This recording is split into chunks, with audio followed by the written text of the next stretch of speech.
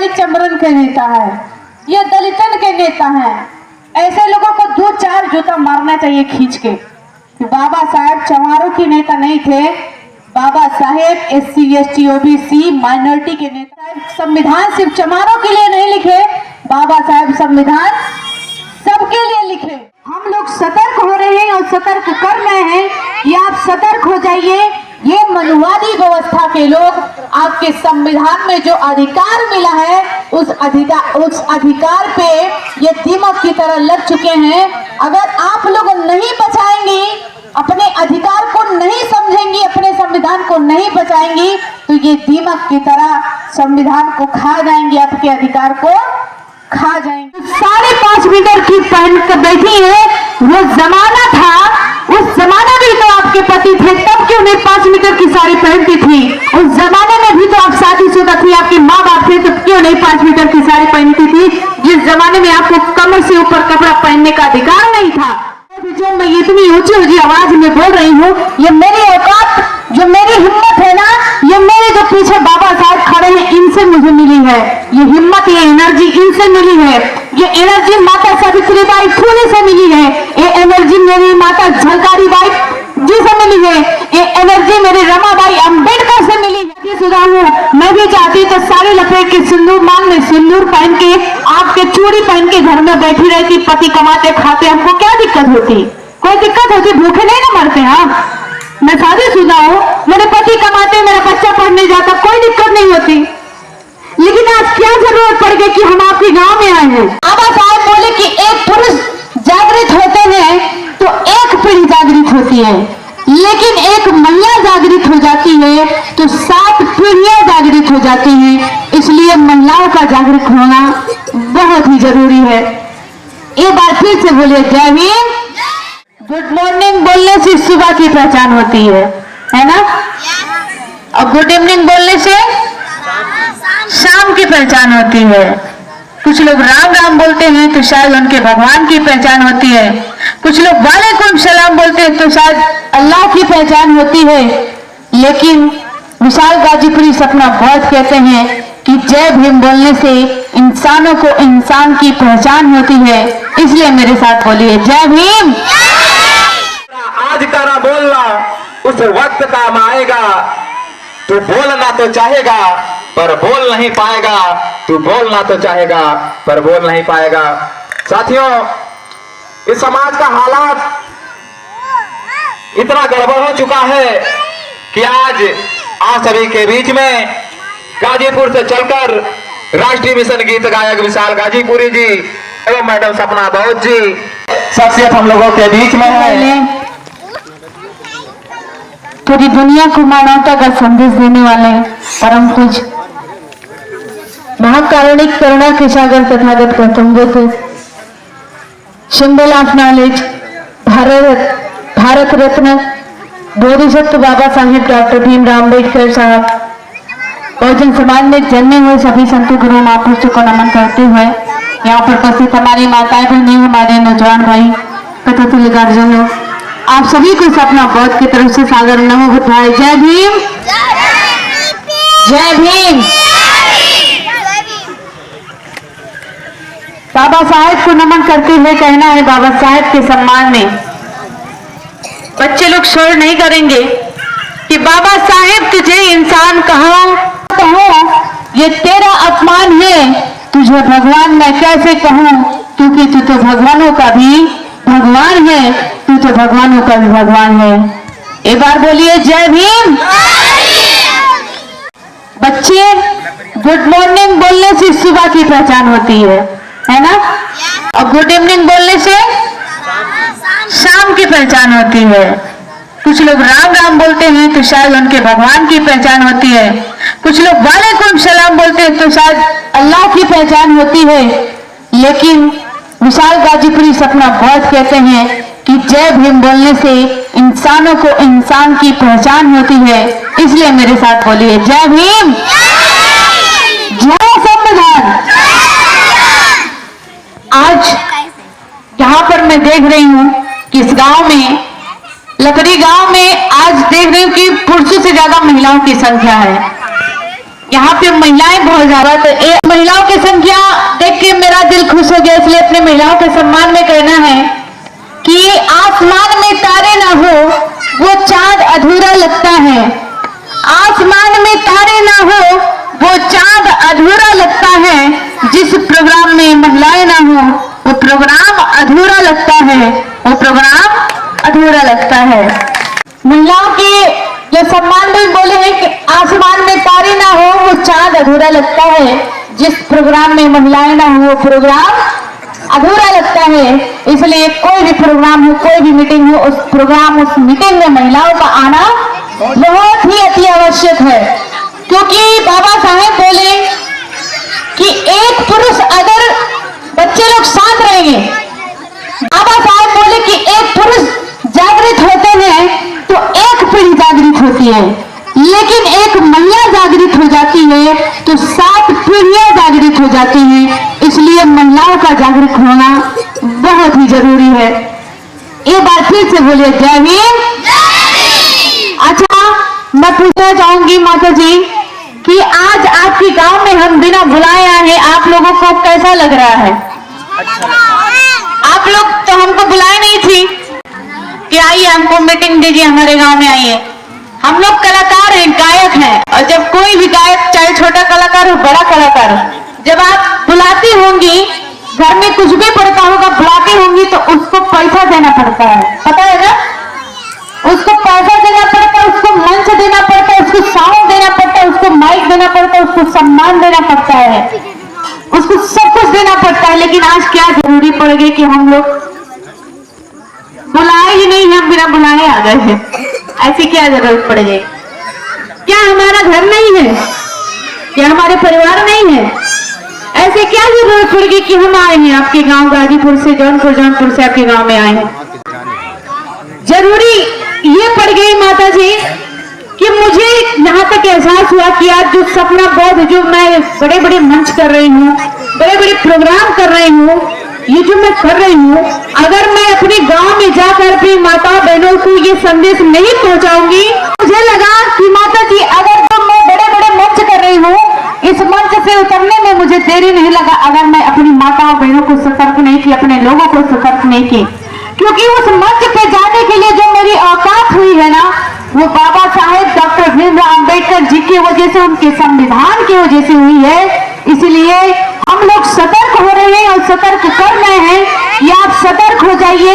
ये मनुवादी व्यवस्था के लोग आपके संविधान में जो अधिकार मिला है, उस अधिकार पे ये दीमक की तरह लग चुके हैं।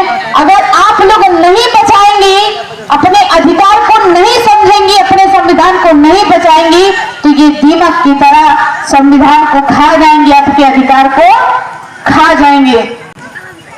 संविधान में कहते हैं कि बाबा साहेब खाली चंद्रन के नेता है, ये दलितन के नेता है। ऐसे लोगों को 2-4 जूता मारना चाहिए खींच के। बाबा साहेब चमारों के नेता नहीं थे, Baba Saheb SC ST OBC minority के नेता थे। बाबा साहेब संविधान सिर्फ चमारों के लिए नहीं लिखे, बाबा साहेब संविधान सबके लिए लिखे, चाहे वो किसी भी बिरादरी का हो, किसी भी समुदाय का हो, उस सबके लिए समान अधिकार थी, चाहे वो किसी भी जाति, किसी भी धर्म की महिला हो। संविधान में सबसे पहले प्राथमिकता हमारी महिलाओं को मिलता है। आज माता जी आप लोग थोड़ा दूरी पे हैं, आज ये बताइए, ये जो 5 मीटर की साड़ी पहनी है, ये किसके बदौलत?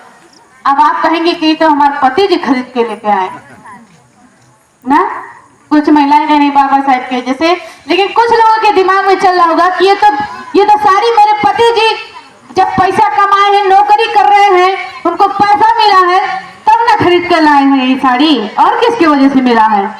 लेकिन मैं बताना चाहूंगी आप सभी को माता जी, ये जो 5.5 मीटर की पहन कर बैठी है, वो जमाना था, उस जमाने में तो आपके पति थे, तब क्यों नहीं 5 मीटर की साड़ी पहनती थी?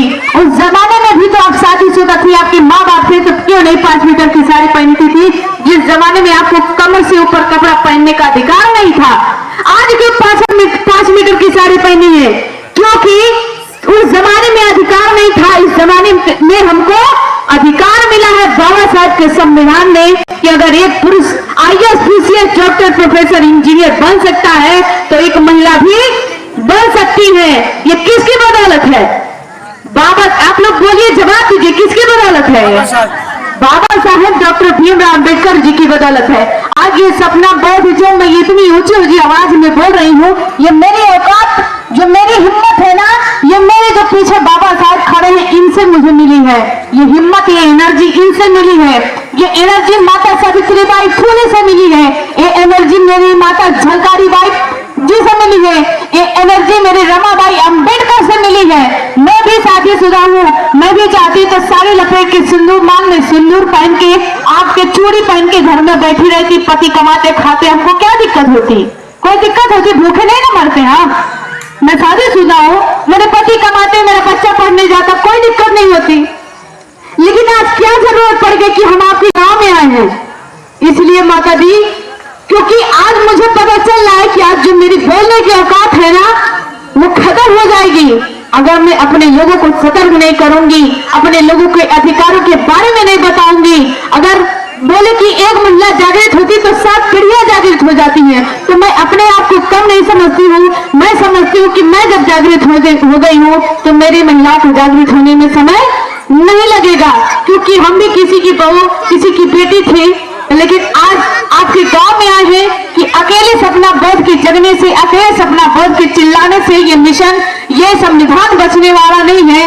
आपको हर गांव से, हर घर से सपना बोध निकलना पड़ेगा, आपको बोलना पड़ेगा, तब जाके हमारा हक अधिकार बचेगा। आपको तो आसान लगता होगा कि नहीं, ये तो नहीं हो सकता, लेकिन हो सकता है, ये हो सकता है। हरियाणा में माता जी क्रीमी लेयर जो मामला चल रहा है, हरियाणा में लॉन्च हो चुका है। अब यूपी में कब लॉन्च हो जाए, हमको कोई दिक्कत नहीं, हम नौकरी नहीं करते हैं, लेकिन दिक्कत है हमको। लेकिन सबसे दिक्कत उनको है जो नौकरी पाके टीवी बीबीसी से मस्त हो गए हैं, जिनको 1 लाख रुपया मिल रहा है, उनको दिक्कत, वो घर से बाहर ही नहीं निकल रहे। अरे हम तो चाह रहे हैं कि एक बार लागू हो जाए, तब इनको समझ में आएंगे कि तुम्हारी असली औकात क्या है। लेकिन लागू ना हो, क्योंकि ये लोग निकल नहीं रहे हैं, तो गुस्सा लग रहा है। लेकिन आज माताएं भी ने जो नौकरी पैसे में नहीं है, वो इस चीज को क्रीमी लेयर को लड़ रहे हैं। जिस दिन नौकरी वाले भी आ गए, हमारे साथ मिल गए, हमारे साथ लड़ाई लड़ने के लिए तैयार हो गए, उस दिन ये लड़ाई लड़ने में हम कामयाब रहेंगे। तो आप सभी से निवेदन है कि आप सब लोग सपना बोध विशाल गाजीपुरी हमारी टीम का साथ दीजिए, क्योंकि हमारे अकेले चिल्लाने से कोई काम पूरा होने वाला नहीं है। माता जी, मैं एक सिंगर हूँ, मैं गायिका हूँ, तो एक गीत के माध्यम से कहना चाहूंगी कि मैं बोली ना कि तन से, कमर से ऊपर कपड़ा पहनने का अधिकार नहीं था, उसी बात को मैं लेकर एक गाना सुनाऊंगी आप सभी को। सुनना चाहेंगे आप लोग? आप लोग तो सुनना करेंगे, अपनी मम्मी से सुनना चाहेंगे? एक बार बोलिए, जय भीम। कहना है, भीम जी न होते, सच है सुकून से हम भी ना होते। सुन रे सखी, अगर भीम जी न होते, सच है सुकून से हम भी ना होते। नारियां तो मरते बेजान जस होते रे, नारियां तो मरते बेजान जस होते रे। बैठी सुसड़ के दुकान बेच रोती रे, बैठी सुसड़ के दुकान बेच रोती रे। क्योंकि माताएं बहने कि नारियों का जीवन होता, बाबा साहब नहीं होते तो हमारा जीवन कैसा होता? कि नारियों का जीवन होता कैद रिवाज में, सर उठा के चलना मुश्किल रहता समाज में, सर उठा के चलना मुश्किल रहता समाज में। नारियां तो यूज के समान जस होती रे, बैठी सुसड़ के दुकान बेच रोती रे, बैठी सुसड़ के दुकान बीच रोती रे। जय भीम। हम अपने गाने में बोले कि नारियां तो यूज के समान बस होती रे, बैठी सोसड़ के दुकान भी चिरोती रे। बाबा साहब जब नहीं होते ना तो जो खुफ्तान के पान खाते हुए सोने की झुमका पहन के बड़ा बड़ा छोटा छोटा पायल पहन के और पहलवा पहनी रहते तो सड़िया ऊपर पहनती है कि दिखाए कि हम पायल पहने हैं। ये जो अधिकार मिला है ना, बाबा साहब नहीं होते तो ये गोरवा में पायल नहीं होता चौड़ा चौड़ा, ये गोरवा में जंजीर लगा होता, नकिया में जंजीर लगा होता और कैद के गुलामी की जीवन जीती आप। खाली जब आप यूज किया जाता तब आपको छुटकारा मिलता। कहा गया उस जमाने में कि ये महिलाएं गंदी नाली की कीड़ा है, इनको यूज करो, इन्हें घर में रहने दो, बच्चा पाली, ये बच्चा पैदा करने की मशीन है, इन्हें बाहर मत निकलने देना, नहीं तो ये समाज देखेंगी, दुनिया देखेंगी तो आगे बढ़ेंगी, इसलिए हमको घूंघट में रखा गया। लेकिन आप लोग उसी में जकड़ी हुई है। लेकिन ज्यादा नहीं कहूंगी माता बहनी, बस इतना मैं कहूंगी कि आप सब कुछ करिए, सब कुछ के साथ साथ अपने बच्चों के भविष्य पे ध्यान दीजिए। अगर नहीं ध्यान देंगे तो यही मनवादी व्यवस्था की जो धीरे धीरे हमारी भविष्य खत्म किया, उसके बाद हमारे बच्चों के भविष्य खत्म करने पे लगे हैं। तो आप चाहते हैं कि हमारे बच्चों का भविष्य न खत्म हो, तो आपको भारी से भारी संख्या में एक जगह में बुला रही हूँ, आप सभी को आना होगा। जय भीम। एक कार्यक्रम हो रहा है 10 नवंबर को ग्राम सभा कोहरा में। कोहरा कितने लोग जानते हैं? ग्राम सभा कोहरा गलती कर रही है ना, कोहरा जानते हैं? आप लोग नहीं जानती है ना। ग्राम सभा कोहरा में माता जी आप ध्यान से सुनिएगा, बाबू सुनिए, बच्चे मेरा तो गला दुखने लगेगा।